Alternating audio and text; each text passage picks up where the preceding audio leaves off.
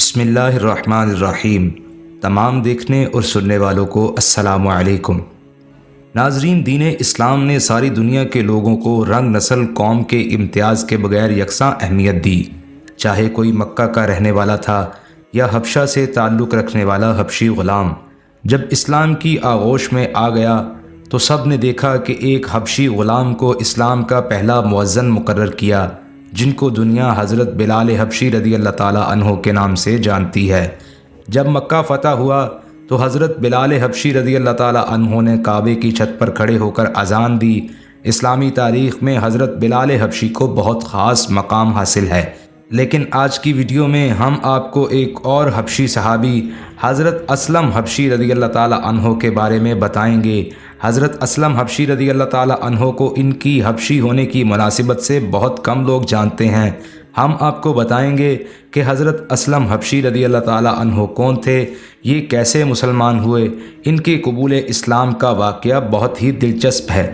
لیکن اس سے پہلے آپ سے گزارش ہے کہ آپ ہمارے چینل کلمہ والی رات کو سبسکرائب کر دیں اور بیل آئیکن کو پریس کر دیں تاکہ ہماری آنے والی ہر ویڈیو آپ کو بروقت مل سکے۔ ناظرین، غزوہ خیبر 7 ہجری میں فتح ہوا۔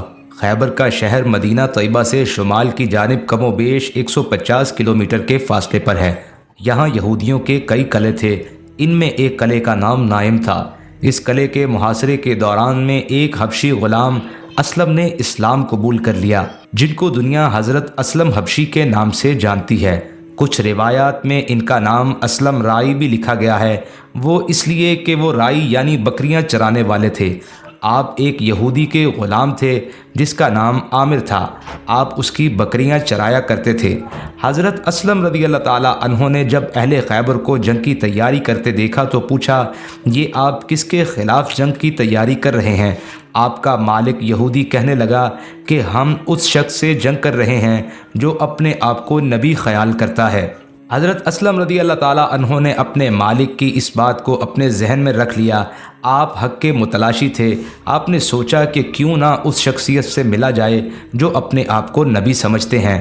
جب اللہ کے رسول صلی اللہ علیہ وآلہ وسلم نے خیبر کے علاقے میں پڑاؤ ڈالا تو یہ حبشی غلام اپنی بکریاں ہانکتا ہوا آپ صلی اللہ علیہ وآلہ وسلم کے کیمپ میں حاضر ہو گیا۔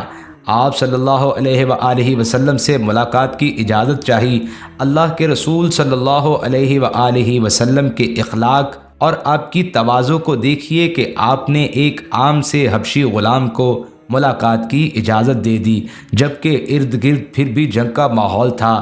آپ نے اس کے باوجود حضرت اسلم حبشی رضی اللہ تعالیٰ عنہ کو ملاقات کی اجازت دی۔ حضرت اسلم حبشی رضی اللہ تعالیٰ عنہ نے ملاقات کے دوران میں آپ سے پوچھا، آپ کیا کہتے اور کس کی دعوت دیتے ہیں؟ آپ صلی اللہ علیہ وآلہ وسلم نے بڑی محبت سے ان سے فرمایا کہ میں اسلام کی دعوت دیتا ہوں، اور یہ کہ تم اس بات کی گواہی دو کہ اللہ کے سوا کوئی عبادت کے لائق نہیں، اور میں اللہ کا رسول ہوں، اور عبادت صرف اللہ کی کرو۔ حضرت اسلم حبشی رضی اللہ تعالیٰ عنہ نے سرکار علیہ الصلاۃ والسلام سے پوچھا، اگر میں اللہ پر ایمان لے آؤں اور یہی گواہی دینے لگوں تو مجھے کیا ملے گا؟ آپ صلی اللہ علیہ وآلہ وسلم نے فرمایا کہ اگر تمہیں اسلام پر موت آئی تو تمہارے لیے جنت ہے۔ حضرت اسلم رضی اللہ تعالیٰ عنہ کہنے لگے کہ آقا، میں ایک سیاہ فام عام سا انسان ہوں، میرے پاس کوئی مال و دولت بھی نہیں، اگر میں ان لوگوں کے ساتھ لڑتا ہوا قتل ہو جاؤں تو کیا میں پھر بھی جنت میں جاؤں گا؟ رسول اکرم صلی اللہ علیہ وآلہ وسلم نے فرمایا، کیوں نہیں؟ اگر تمہیں اس عقیدے پر موت آ جائے تو تمہارے لیے جنت ہے۔ حضرت اسلم حبشی رضی اللہ تعالیٰ عنہ وہیں کھڑے کھڑے مسلمان ہو گئے۔ ایک دوسری روایت کے مطابق حضرت اسلم رضی اللہ تعالیٰ عنہ نے پوچھا کہ اگر میں ایمان لے آؤں، کلمہ پڑھ لوں اور میری موت ایمان پر ہو تو کیا مجھے جنت ملے گی؟ اللہ کے رسول صلی اللہ علیہ وآلہ وسلم نے ان سے فرمایا کہ ہاں، کیوں نہیں؟ تو آپ نے اسی وقت کلمہ پڑھ لیا اور مسلمان ہو گئے۔ حضرت اسلم رضی اللہ تعالیٰ عنہ کہنے لگے کہ اللہ کے رسول، یہ بکریاں میرے پاس امانت ہیں، ان کے بارے میں کیا کروں؟ ناظرین، یہاں ایک بات قابل غور ہے کہ آپ صلی اللہ علیہ وآلہ وسلم اس وقت حالت جنگ میں تھے۔ اگر آپ چاہتے تو ان بکریوں پر قبضہ کر لیتے، کون پوچھ سکتا تھا؟ مگر پھر بھی یہ بات اخلاق نبوی صلی اللہ علیہ وآلہ وسلم کے خلاف تھی، تو آپ نے حضرت اسلم حبشی رضی اللہ تعالیٰ عنہ کو فرمایا کہ ان بکریوں کو فوجی کیمپ سے باہر نکالو، پھر انہیں ہانک دو، انہیں کنکریاں مارو، اللہ تعالیٰ تمہاری طرف سے یہ امانت ادا کر دے گا۔ اسلم اسی وقت کھڑے ہوئے، زمین سے کنکریاں لی اور ان بکریوں کی طرف پھینکتے ہوئے کہنے لگے، اپنے مالک کی طرف واپس چلے جاؤ، اللہ کی قسم میں تمہارے ساتھ نہیں رہوں گا۔ وہ بکریاں اکٹھی ہو کر چل پڑیں اور تھوڑی دیر میں قلعے میں داخل ہو گئیں۔ جب چرواہے کے بغیر بکریاں یہودی مالک کے پاس پہنچی تو اسے معلوم ہو گیا کہ اس کے غلام نے اسلام قبول کر لیا ہے۔ اس دوران میں اللہ کے رسول صلی اللہ علیہ وآلہ وسلم نے لوگوں کو واعظ فرمایا، انہیں جہاد کی رغبت دلائی۔ حضرت مولا علی علیہ السلام قلعہ نام کے یہودیوں سے لڑنے کے لیے جھنڈا اٹھا کر نکلے تو حضرت اسلم حبشی رضی اللہ تعالیٰ عنہ بھی ان کے پیچھے پیچھے یہود سے لڑنے کے لیے چلے گئے۔ دشمن کے ساتھ جنگ ہوئی تو اس دوران آپ شہید ہو گئے۔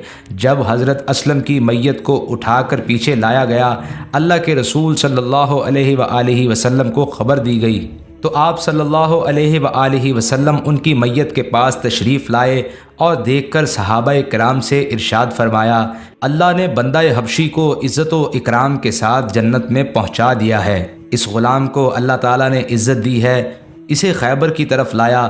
میں نے اس کے سر کے پاس 2 خوبصورت آنکھوں والی حوریں دیکھی ہیں، حالانکہ اس نے ابھی تک اللہ کی بارگاہ میں ایک بھی سجدہ نہ کیا تھا۔ ناظرین، اللہ کی قدرت ہے کہ ایک حبشی چرواہے کو یہ سعادت حاصل ہوئی، اگرچہ وہ ایک وقت کی نماز بھی نہ پڑھ سکے گے۔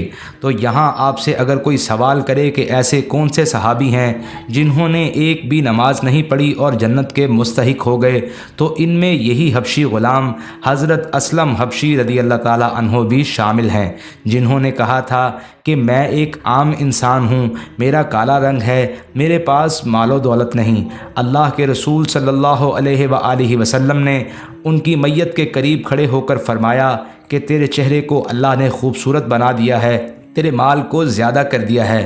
پھر صحابہ کرام سے مخاطب ہو کر فرمایا کہ میں نے اس کی 2 بیویوں کو دیکھا ہے جو خوبصورت آنکھوں والی جنت کی حوریں ہیں۔ ناظرین، حضرت اسلم حبشی رضی اللہ تعالیٰ عنہ محمد صلی اللہ علیہ وآلہ وسلم کی نبوت پر ایمان لائے اور اللہ کی راہ میں جہاد کے لیے نکل گئے اور جام شہادت نوش کیا۔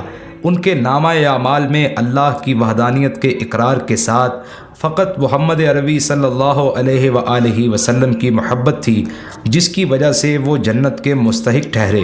وہ کہتے ہیں نا کہ محمد کی محبت دین حق کی شرط اول ہے، اگر اسی میں ہو خامی تو سب کچھ نامکمل ہے۔ دعا ہے کہ اللہ پاک اپنے ان نیک بندوں کے صدقے ہم سب کا خاتمہ بھی ایمان پہ فرمائے، آمین۔